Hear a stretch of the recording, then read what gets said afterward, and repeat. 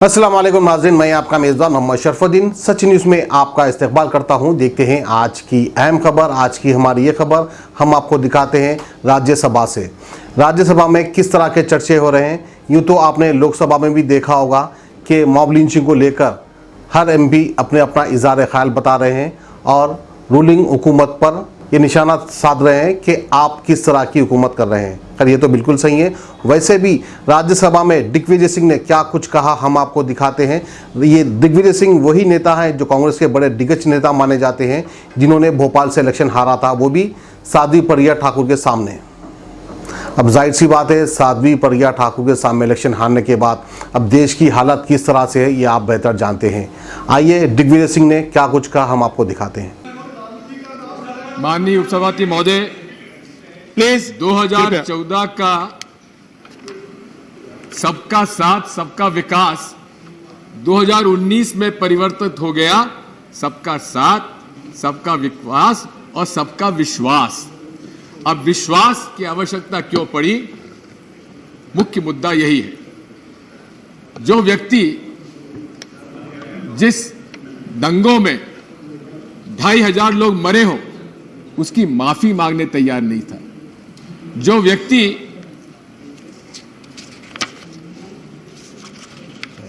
टोपी पहनने में तैयार नहीं था, जो व्यक्ति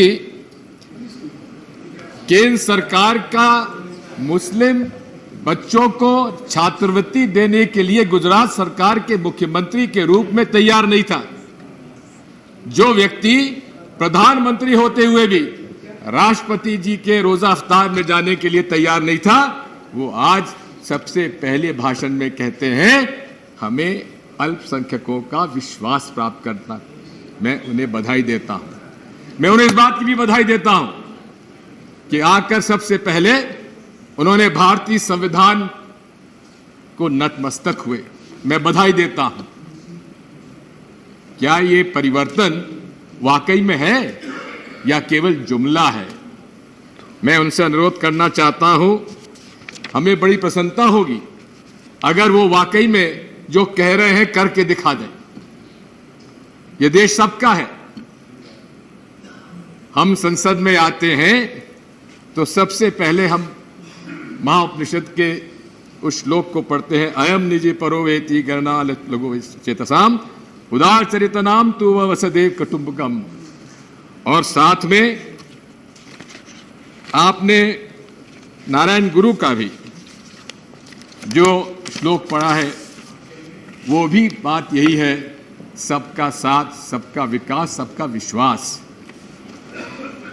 कैसे विश्वास प्राप्त होगा माननीय उपसभापति महोदय? ये सांप्रदायिकता का जहर कूट कूट कर आप लोगों ने भर दिया है। ये भूत, ये जिन बोतल में जो बंद था वो निकल गया है और उस बोतल में वापस डालना आसान नहीं है। आप कितना ही यहां पर आप चेयर को देखकर संबोधित करें। आप कितना ही चाहते हुए भी मुस्लिम भाइयों के प्रति, ईसाई भाइयों के प्रति, सिख भाइयों के प्रति उनका सबका विश्वास प्राप्त करने का प्रयास करें, लेकिन आपके फुट सोल्जर्स जो पूरे देश में आपने उनके मन में, उनके दिमाग में, उनके हर चाल चलन में जहर भर दिया है, उसका परिणाम झारखंड में उस लड़के के साथ हुआ। ठीक है, अगर उसने चोरी की थी तो आपको क्या अधिकार था कि 18 घंटे तक एक इलेक्ट्रिक पोल में बांधकर उसकी पिटाई करें? अरे वहां क्या सरकार है? वहां का पुलिस क्या कर रही थी? क्या कर रही थी वो पुलिस जो 18 घंटे तक उसकी पिटाई होती रही, उसके बावजूद भी देखने तक नहीं आई। अब बताते हैं 11 लोगों को गिरफ्तार किया। कौन सी धारा में गिरफ्तार किया ये साहब पता नहीं है। माननीय उपसभापति महोदय, इस पूरे देश में जो सांप्रदायिकता का जहर बो दिया है और शुरू से बोया जाता है शिक्षा बच्चों के मन में, आज मुझे इस बात का दुख है, बड़ा दुख होता है माननीय उपसभापति महोदय, जब नई विधान लोकसभा में एक तरफ से नारा रखता है जय श्री राम, दूसरे तरफ नारा रखता है अल्लाह अकबर। ये भारत की संसदीय परंपरा का में ये हालात में आप लोगों ने पहुंचा दिया है। ये जहर आसानी से नहीं मिटेगा। कितनी कोशिश कर लीजिए शस्त्रबुद्धे जी, ये जहर अब कूट कूट कर आपने इस देश की जनता में भर दिया है। मैं आपसे कहना चाहता हूं, पंडित जवाहरलाल नेहरू वो शख्सियत थी जिस पर इस देश का मुसलमान भरोसा करता था। रफ़ी अहमद किदवाई साहब ने, उनके पास कुछ मुसलमान बच्चे गए, उन्होंने कहा कि हमारी इस दिक्कतें हैं, उन्होंने कहा कि मैं तुम्हारा नेता नहीं हूं, तुम्हारा नेता पंडित जवाहरलाल नेहरू है। ये हमारा संस्कार और हमारी संस्कृति रहे हैं।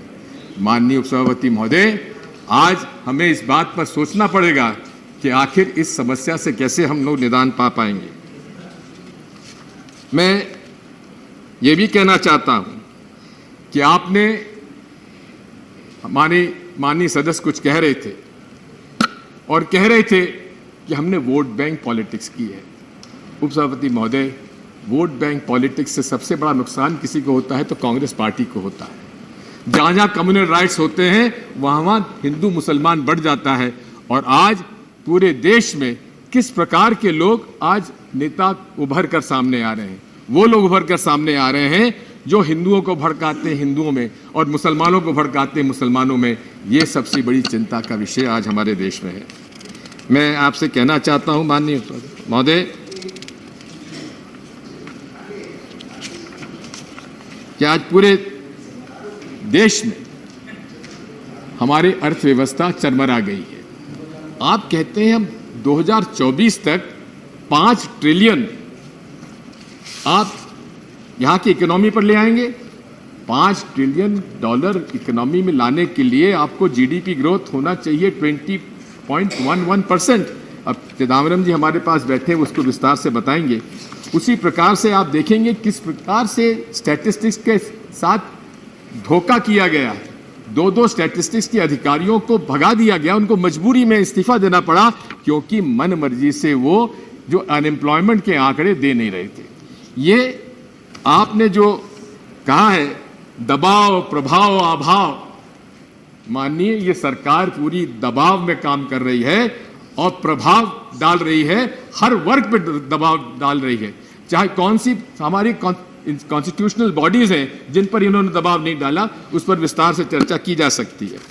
अब A1 टाउनशिप चिविला और मोइनाबाद के दरमियान मेन रोड से 1.3 किलोमीटर आबादी से लगा हुआ तमाम डेवलपमेंट के साथ जहां आप अपना घर बना के रह सकते हैं, जो है बिल्कुल बिल्कुल बिल्कुल आबादी से लगा हुआ। 4 लाख में 100 गज का plot, drainage, electricity, footpath, BT road, college, bus stop जैसी तमाम सहूलियतें दस्तयाब हैं।